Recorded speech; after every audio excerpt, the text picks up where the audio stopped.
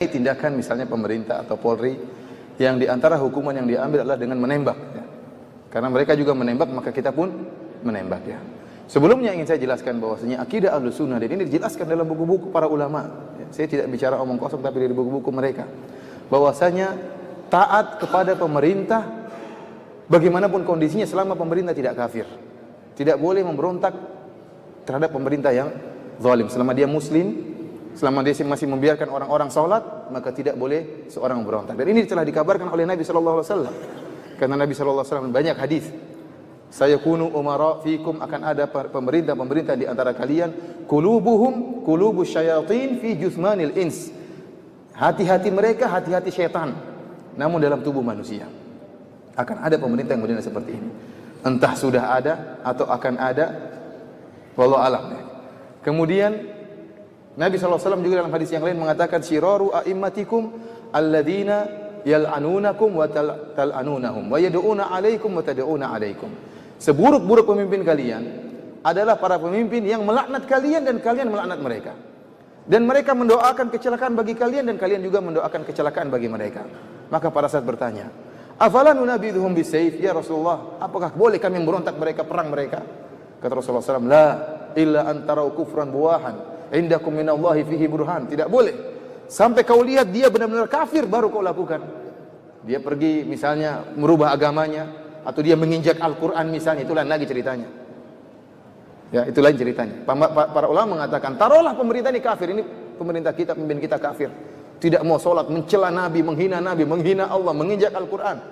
Pun kalau kita memberontak, para ulama mengatakan ada syarat yang perlu kita perhatikan, masalah kemampuan, bisa atau tidak. Kalau tidak bisa, sabar. Nabi saja Bilal disiksa, beliau sabar. Ibunya Ammar bin Yasir dibunuh, beliau sabar. Artinya ini sekedar persyaratan sudah ada satu terpenuhi untuk memberontak, yaitu jika dia kafir. Selama dia tidak kafir, bagaimanapun kezalimannya, kata para ulama, tidak boleh memberontak, karena pemberontakan pasti mengakibatkan kemafsadatan yang lebih besar.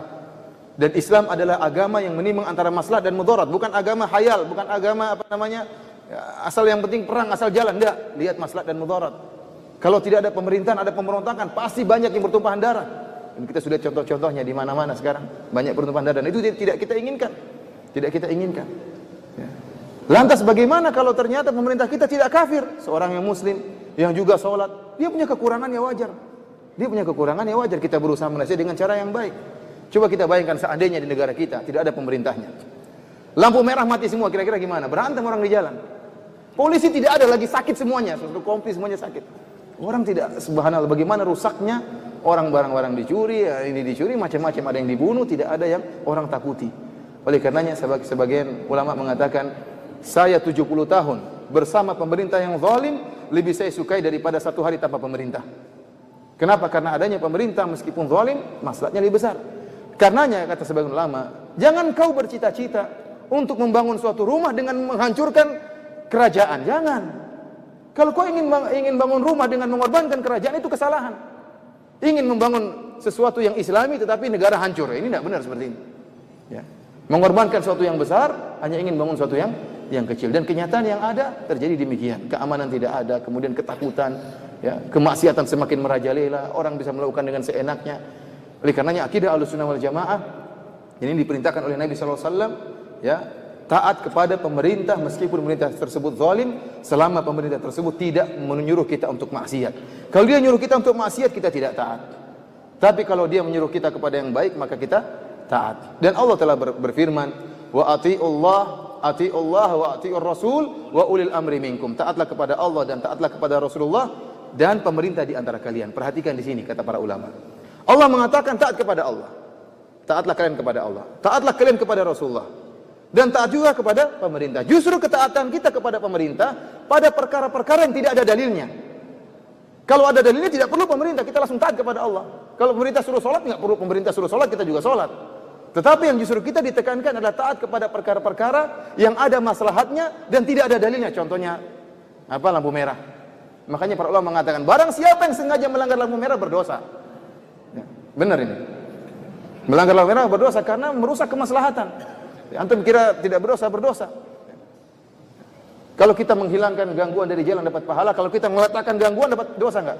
Dapat dosa. Melanggar ini mengganggu stabilitas keamanan. Ini berdosa. Kenapa melanggar perintah Allah wa ulil amri minkum? Taatlah kepada pemerintah di antara kalian. Sekarang timbul pemberontakan. Kita dapati bahwasanya Ali bin Abi Thalib di zaman beliau muncul orang-orang Khawarij. Sebelum Ali memerangi Ali bin Abi Thalib memerangi orang Khawarij, Ali bin Abi Thalib mengutus Ibnu Abbas. Ibnu Abbas diutus dengan pakai pakaian yang indah untuk berdialog dengan orang Khawarij. Orang-orang Khawarij tersebut adalah orang yang, ya kata Nabi sallallahu alaihi wasallam, tahqiruna salatakum ma'a salatim. Kalian akan merasa sepele, menyepelekan salat kalian dibandingkan salat mereka. Kenapa? Orang-orang Khawarij ini begitu hebat ibadahnya. Wajahnya pucat karena sering salat malam, sering puasa, jidatnya hitam, sangat hitam karena begitu rajin beribadah, pakaiannya lusuh, tidak mau dengan dunia. Maka datanglah Ibnu Abbas berdialog dengan mereka dengan pakaian yang indah. Maka mereka protes, "Kenapa kau pakai pakaian yang indah?" Kata dia, "Apakah Allah mengharamkan pakaian yang indah?" Akhirnya terjadi dialog sehingga sepertiga dari mereka sadar. Tinggal 2/3 baru kemudian diperangi oleh Ali bin Abi Thalib sampai bunuh-bunuhan. Intinya para hadirin, terutama pertanyaan yang disampaikan oleh Bapak tadi, ya, bahwasanya kalau memang kondisinya mengharuskan untuk membunuh mereka, ya, maka dilakukan. Jika memang itu mengharuskan, jika tidak kita lawan mereka, maka mereka akan semakin melakukan pembunuhan, maka kita menjalankan perintah pemerintah dan ini memang ada kemaslahatannya. Ya. Namun kalau bisa tidak dibunuh, kita berusaha untuk tidak membunuh, kita berusaha menangkap. Dan ini yang terbaik, kita tangkap mereka, kemudian kita kirim ustadz untuk menasihati mereka. Ini yang terbaik. Tapi kalau memang kondisinya tidak mungkin kecuali dengan cara begitu, maka kalau tidak kita membunuh mereka yang membunuh kita ini, maka diperbolehkan dan tidak mengapa. Wallahu a'lam.